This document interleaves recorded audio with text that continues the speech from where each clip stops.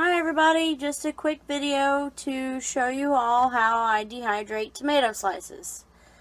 First thing is first, you need tomatoes, a knife, a dehydrator, very clean hands, no oil, no lotion.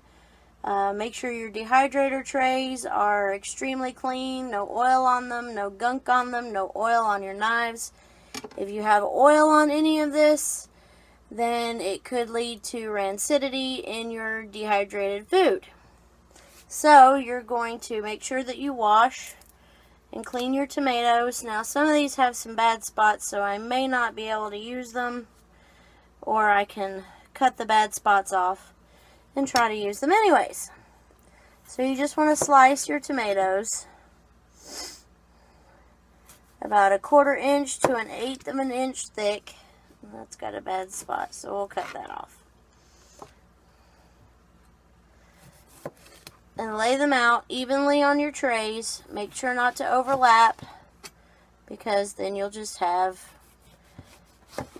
gooey mess, and nobody wants gooey mess.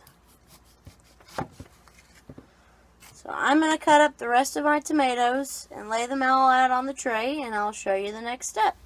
So, as you can see, we've laid out our tomatoes all on our trays, not touching, not very close together, so that all of the air and the heat from the dehydrator can get through, and make sure and dry out evenly so you don't have some that are crispy and some that are still wet on the insides. Now, the smaller pieces will probably dry out a lot faster than the bigger ones, but you can take them out earlier if you want. Now, something that I saw on a YouTube video was they took a paper towel and blotted them dry, and I'm thinking that might help. So I'm just gonna kind of pat these, and we'll see how they do, just to kind of help get some of that excess moisture off. Why wait too long for dehydrated tomatoes when, you know, if you dry them first, you won't have to wait as long. So, my dehydrator is not a very expensive dehydrator. I think it was $35 at Walmart. It is the Presto Dehydrate Food Dehydrator. It has a plug and it turns on, and that is it. It doesn't have a heat setting. It doesn't have a time setting.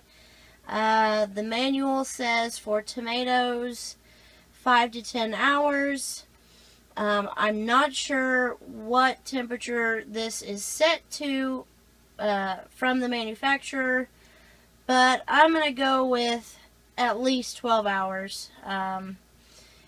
For the ones that have the dial, the temperature gauge, you're going to do 135 for 12 to 14 hours, depending on how thick or how thin your slices are. Now, the thinner you go, the harder it's going to be to peel off of your racks, your trays here. I ended up with 3 trays. I had 3, 4, 5, 6 maybe tomatoes. Some were small, some were big.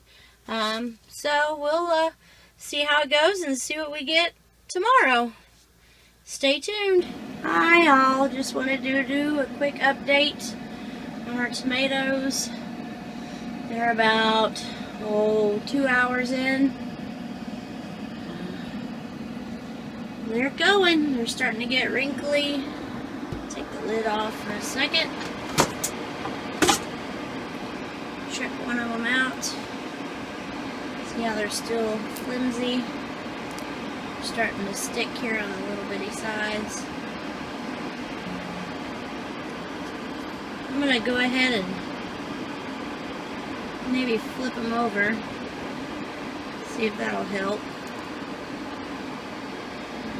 We're doing good. It's pretty hot, so I'm imagining that this food dehydrator probably dehydrates at a pretty high temperature. It's pretty warm. coming out of the top here. So, we'll see what we got tomorrow. Hey guys, just a quick update on the tomatoes. As you can see, they're getting pretty dehydrated. They're still kind of leathery. I want to wait until they get crispy, but you can bend them over and they don't break.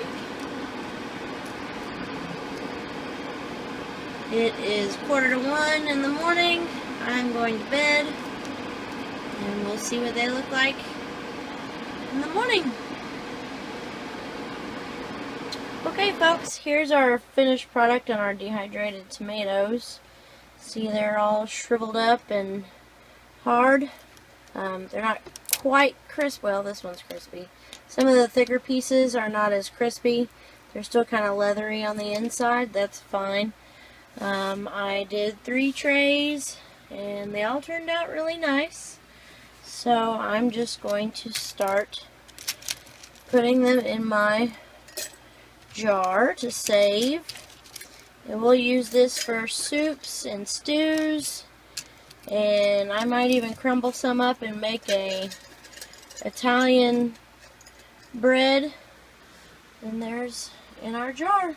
We'll get that filled up and seal it with our lids and be right back. And there we have our dehydrated tomatoes all in our little jar. This batch fit into a pint jar.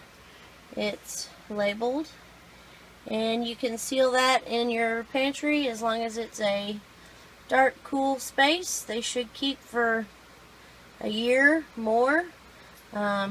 If I had a vacuum sealer, they would probably last indefinitely.